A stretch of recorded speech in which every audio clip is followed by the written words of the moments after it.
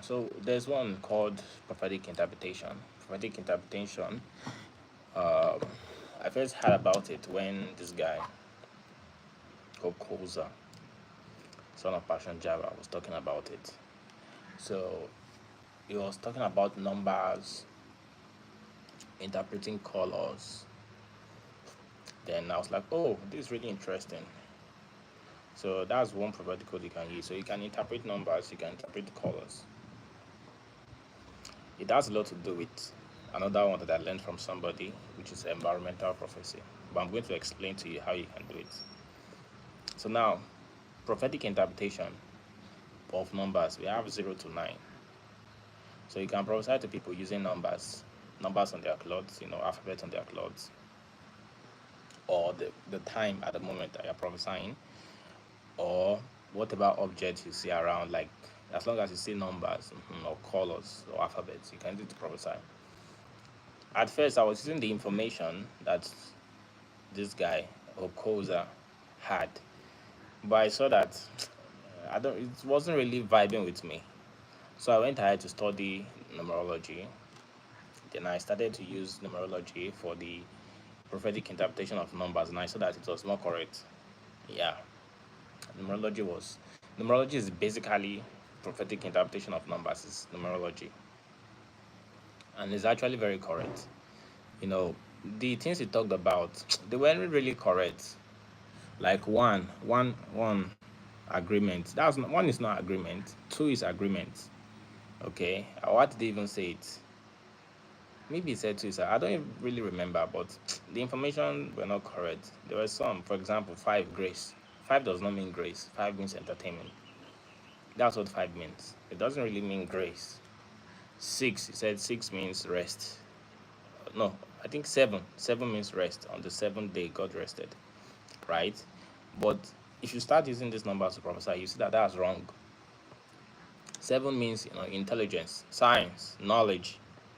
That's what seven means. So the numerology can be used for prophetic interpretation of numbers. Then the next one is colors. Yeah, the one Okuza talked about, the one Passion Java also talked about for the colors is correct.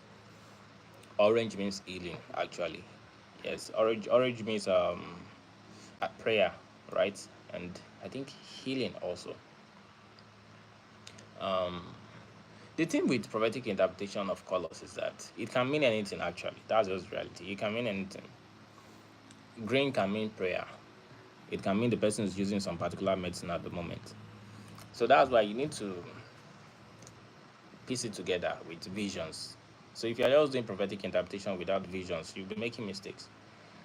Because you can see someone with yellow color, it means the person has not given birth or the person is struggling to give birth. That can be the meaning.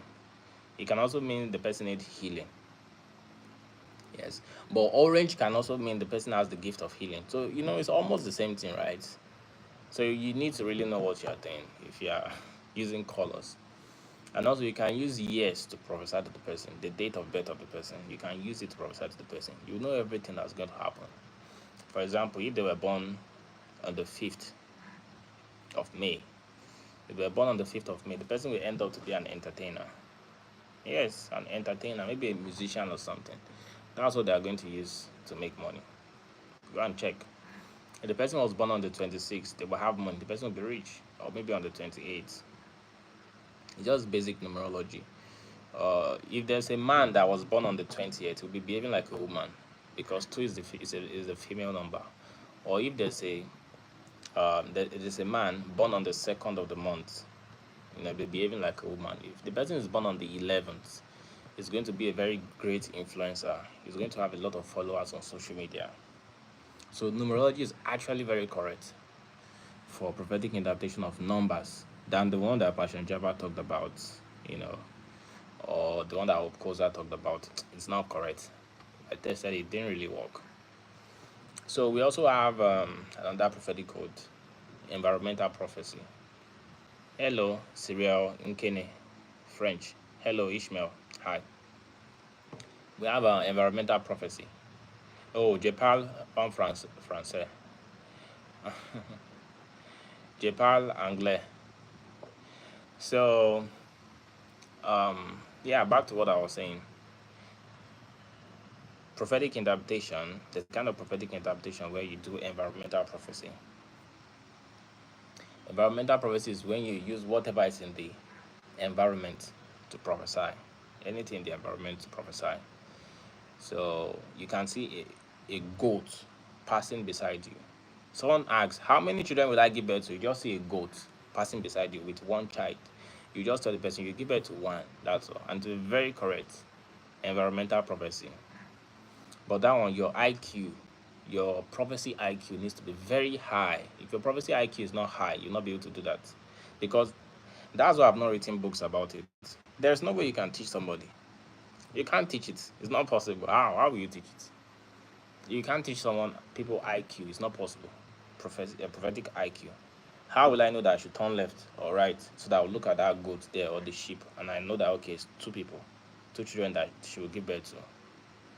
Because you can just look in front of you. The person asks you, who am I going to get married to? Am I going to get married to Daniel or I'm going to get married to James? Using prophetic interpretation, you just get a phone call from somebody and the name of this person starts with letter D. Maybe you got a phone call from David. Automatically, you should know that she's going to get married to the other guy, Daniel, that his name starts with letter D. That's prophetic interpretation. You just look into your environment and you get the answer. Or you can use the pillars. You know, there was one guy that did it one day, the person that actually taught me, that I learned it from. He was able to predict the year of my birth using pillars on the road. We were just walking on the road. He used pillars. The house had a particular a particular number of pillars that were holding the house. And he was able to tell me the year I was born, and he was able to tell me the number of siblings that I had. And it was very correct. So that was when I learned prophetic interpretation. That was 2019. That was when I knew about environmental prophecy. So it works. But for that one, you need IQ, like serious IQ, prophecy IQ. If you are not smart, you can't really get it. You can't get it. So that's a very good prophetic code. Another one is using the year of birth. I think I've talked about that. The year of birth of the person, or if the person tells you that their name is Sarah, everything that happened to Sarah in the Bible will happen to them. So you can predict what will happen in the person's life. Or the name of the person is David. You can just look at the person and say, oh, you are the firstborn, right? Now, in the Bible, David was not the firstborn, obviously, but David was a king. So you know that, okay, king, if the person is not the lastborn, the person is going to be the firstborn. But it's not all the time that it's going to be correct. That's why you need, they call it prophetic interpretation. It's not translation. You are interpreting the messages. So it's based on IQ. Because really, it can mean anything. It can mean anything. But if your IQ is very high, that you know how to prophesy, you will know that X can mean 2 and X can also mean 4. You will know which one is correct. So good evening, Prophet Daniel. So that's what I'm talking about. Which other code can you use to prophesy again? Right? Okay, I've talked about the color code. Those are the basic, major ones that you can use. There are other ways that is not popular. Good evening, Martins, because you can use the weather. That's why when people say, oh, this one is doing divination, you don't know what divination is. If you are prophetic, you are better than diviners. You basically know everything a diviner can do, and you can do better than a diviner. So being a prophet doesn't mean you can't use sand to prophesy. You can use sand to prophesy. Lesole, what's up? You can use sand to prophesy. It might not just be what you use to prophesy, but that doesn't mean you can't do it. You can do it now. Martins, what's up from Swaziland? God bless you. So, because you're a prophet doesn't mean you don't know divination. It just means you know divination and you know it more than the people that are even claiming that they are diviners. Just that it might not be your go-to formula or method of getting prophecy. You don't use any tools. Prophet Daniel, yes, you can ask a question. For example, psychic mediums. They usually communicate with dead people. The prophets can do better than that now. and you won't need to fall on the ground. But you don't just like to do it, because why will you call a dead person to get answers when you can get answers prophetically? It's a faster method, very very faster method. Adolf Hitler, what's up? Change that name, or that's a bad name. You're even posting red stuff. You see, the name of somebody usually reflects in their mind. So prophet know divination more than diviners, more than people that do divination self. You can prophesy with sand. I've never prophesied with cowrie shell before, but if you give me cowrie shell, I'm telling you, I'll do it better than Babalawo. I'll do it better than Babalawo, and I don't need to learn what the Babalawo learned. I will do it better than him. That will be very shocked. That really, who taught you? Nobody taught. It's the Holy Spirit that taught me. Just to let you know, me, I'm better. That's just the meaning. So anything can be used to prophesy. Some people use cup. Some people use tarot cards to prophesy. I saw a lady one day. She was shuffling tarot cards. Before she dropped the tarot card, I knew what was going to happen. I knew what the card was going to say. And I don't use tarot cards. So imagine I just pick some tarot cards, I just flip it.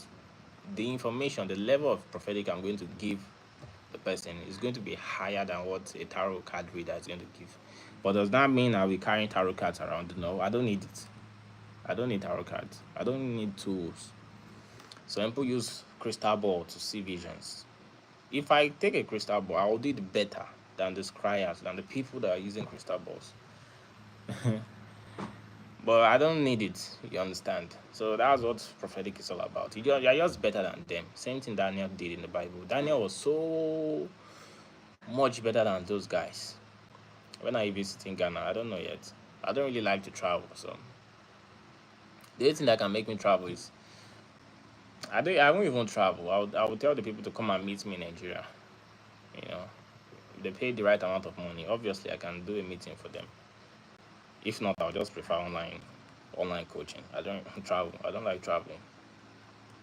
So Daniel was so much better than those people in Babylon. So much better. He knew astrology. He knew everything. He was always beating them because they were just too good. So that's what happens when you learn the prophetic. You become very very much better than other people. So naturally, people will think you are using devil power. Naturally, they will think you are using demonic power, because how now? How?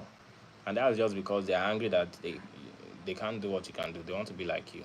So they just assume if something is too powerful, it's devil. No, it just means the person put in the practice and work. That's all. It works more than you. You meditate for longer hours than you. The hours of training, it takes it more serious than you. You are doing many things at the same time. This guy is doing just one thing for years, but you are jumping around. You don't even today now. You've never practiced. This week your total practice is like maybe 10 minutes, and you want to be better. Practice, you say no, you're going to be praying shakatapa, and that prayer you are not meditating.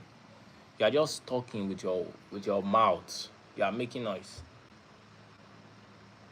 I knew guys that used to do it in school. Then there's a way we usually do it.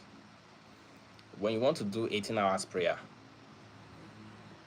you just be talking just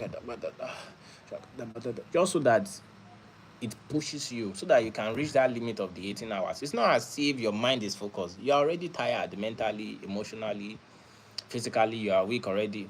By the time you reach 1 hour prayer, you're already tired.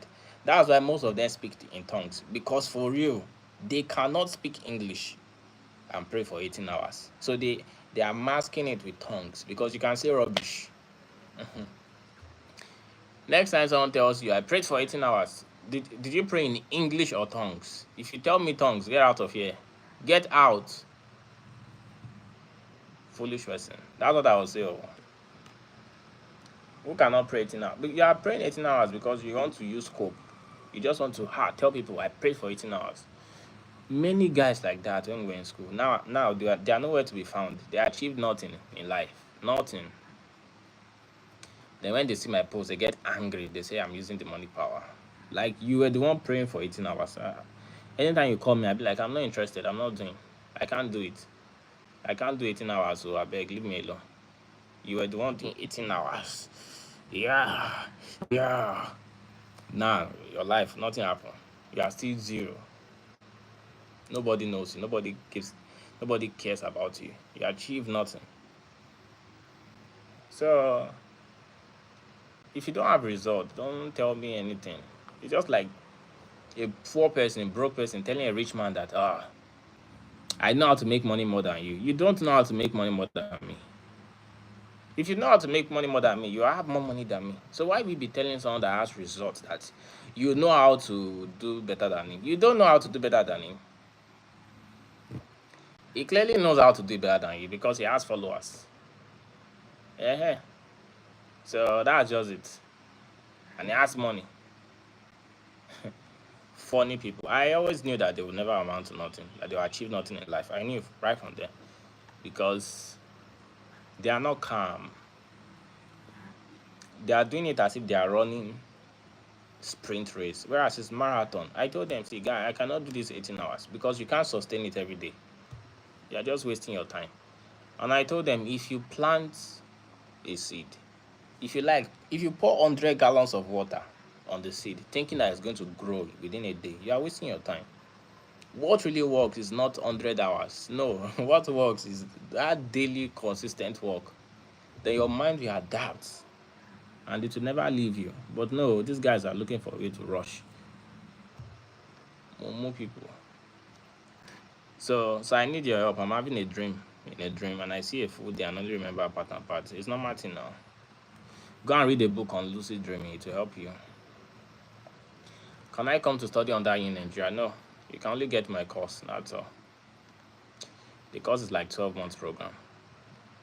In fact, people that pass 12 months in the course, I don't chase them away. So you can stay for as long as possible.